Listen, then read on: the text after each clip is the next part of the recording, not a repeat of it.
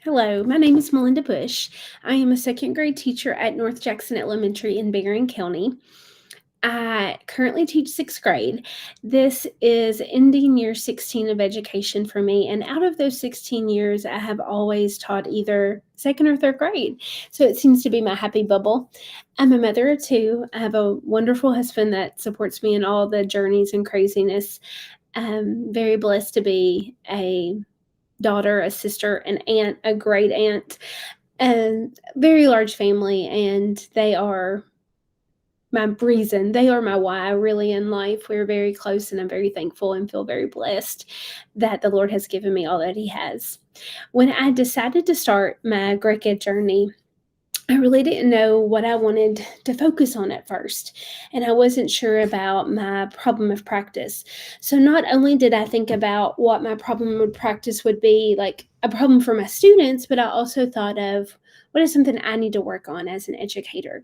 So, if I'm going to start this program and put 2 years of my life into it, I want to leave not only learning new things and helping students. I want to grow as an educator. And if I knew then what I knew now, like I wish I could go back, just go back and kind of start this journey over almost. But that's the point of the journey, is to learn and grow. And I truly have in so many ways. And I'm very thankful for that. But my thought was writing is where I headed for my problem of practice. As an educator, I didn't enjoy teaching writing. It wasn't something I looked forward to. When it was time to write a writing piece or start something like that, I was like, oh, almost like a student. So I knew I needed to grow at that. And our students, when I started this journey in 2021, our students had really been liking in writing.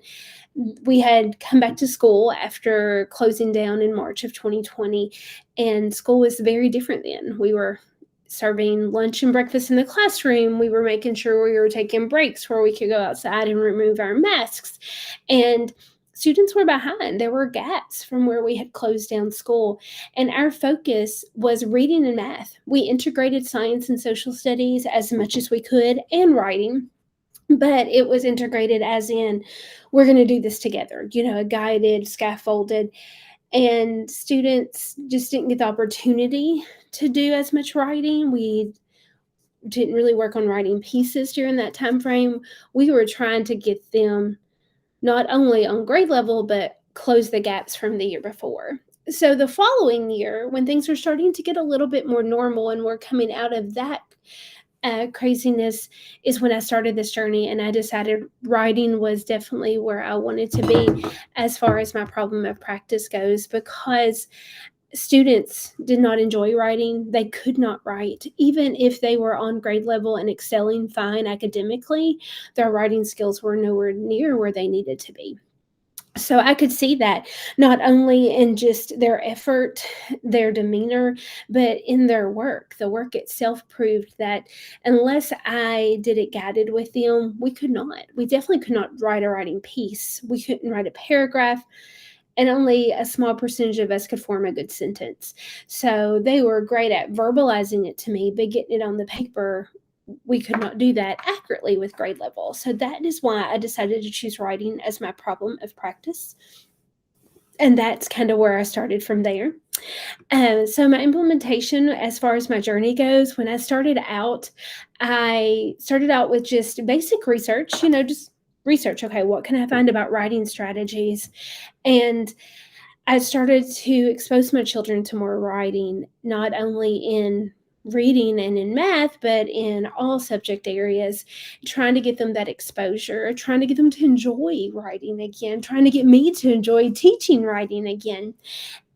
Because a lot of research was showing about the different types of writing, and being able to expose students and giving them that opportunity just to write, just for fun, not giving them so many guidelines. In my first semester, I focused on that daily, and then added the step of like some self-regulation and the strategy of them checking their self for, okay, let's go to that next step of capitalizations, periods, where does it go? My second semester is when I really started digging deep into what carried me out through the rest of my journey, and that is my district instructional reading coach introduced me to the Writing Revolution, and that book changed the way I showed writing to my students and strategies that I did with them. That gave me tons of ideas and scaffolding that I not only could incorporate into reading and writing, but I was able to share out with my teammates who taught at that time. We were departmentalized, and I taught reading to all students, and but even my teammates that taught math and science and social studies, they were able to use those strategies because as a whole, and teachers, and you could see from my presentation that you've looked over, morale was falling down. Not only were we all tired and stressed out from the post-pandemic life and trying to get things back, kids were different, and our thoughts of education had changed and shifted, and we needed to kind of get back to that why are we here? We're here for the kids. So I was able to pull in my teammates through this GREEC-ED journey and work on some PLCs and some walkthroughs. My last year with my Kraken journey, I continued diving deeper into the writing revolution. I also shifted grade levels and I went down to second grade, and that's probably one of my bigger challenges with my Greca journey was shifting. Um, like I wish I could have had those same kids for 2 years, but that's just not how education works in general. But still, shifting down, and not only did I go down a grade level, but I was now a self-contained classroom. So even though I still use the writing revolution strategies with all of my kiddos, I focused as far as my Greca journey goes and data with my guided reading group that I had, which was a on or above grade level group of students. So very intelligent students have a lot of potential, and even though they could read above grade level, their writing was not above grade level. It was either below or on grade level. So I thought, okay, this gives me a different aspect. And I started using the writing revolution with them. So students were able to learn those through some guided practice and then more independent. So it makes them feel more natural with it. My last semester is when I started also using a screener to kind of see where my students were, like how I knew they were not on grade level. And that is something I wish I had started at the beginning. Like as an educator, I grew, as in I should have got that data from the beginning. I know data is important, but I am not one that always preaches it. I know my kids and I know where they are, and I still stand very strongly with that. However, after this, I see the importance of data, and that is even one of my reflections on my slide is I see that importance. I see the importance of actually truly having that data, because I have had it with this group of students this year, but I wish I had had it the year before. So that is one of my growths for sure as an educator. But once I had implemented and applied all of those things for the students over the journey, and I know you can see through the presentation that um, I had great student growth. My students learned to write grade level sentences that were complete, that made sense, paragraphs independently that flowed. They were able to summarize a story and not ramble or give me tons of random details because of these strategies that I was implementing and scaffolding into my instruction from the writing revolution. And because I was giving them that direct instruction, one of the research that I read discussed how writing should be taught like reading. We sometimes expect kids, just as they learn and grow, they should be able just to write. If you're a smart kid, you should write. However, we don't expect kids to read without that instruction before and that build up. And that's almost how writing should be also.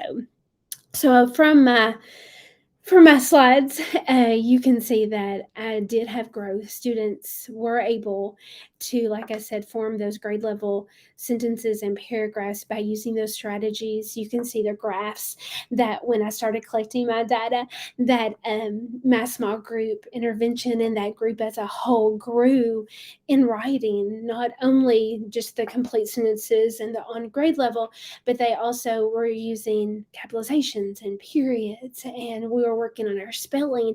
So I was able to slowly add things. And that's why I was like, I wish I could have had the same group for 2 years, because if I had more time to scaffold, um, I can't imagine where I could have gotten that group before I sent them on. The same as this group as this school year is ending.